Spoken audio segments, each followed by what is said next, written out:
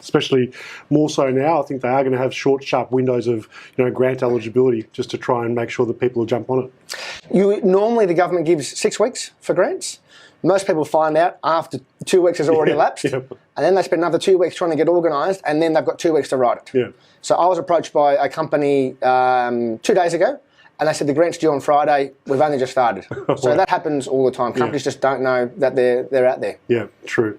All right, that's great. So I think, as you said, the best way is to jump onto the Bullet Point website, and they fill out that questionnaire first and foremost, and then you follow up with all those customised inquiries, if you like. What do you see the future of the grants? Do you see anything that from a wish list perspective? Where do you see the government could help the most? Well, we've seen in the past that the government looked at, when the automotive sector went into decline, they invested in other manufacturing industries that then took off. Yeah.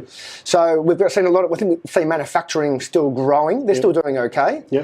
But where we're seeing a decline is in the retail and hospitality. Yeah. So, and customers. So they're the sorts of industries that are suffering.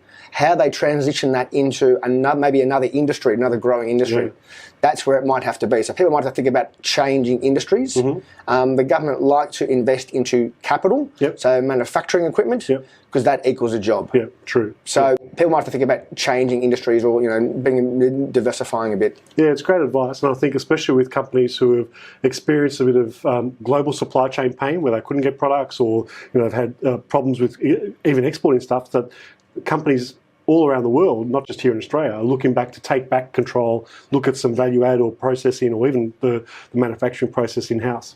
Yeah, I think import replacement will be a big one. Yeah, great.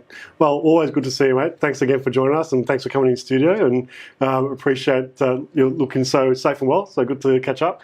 And as we said, reach out to Ben, check out bulletpoint.com. He's got a whole range of answers there for you, and you'll help navigate everything that's around and increasingly coming out. Cheers. Thanks, Ben.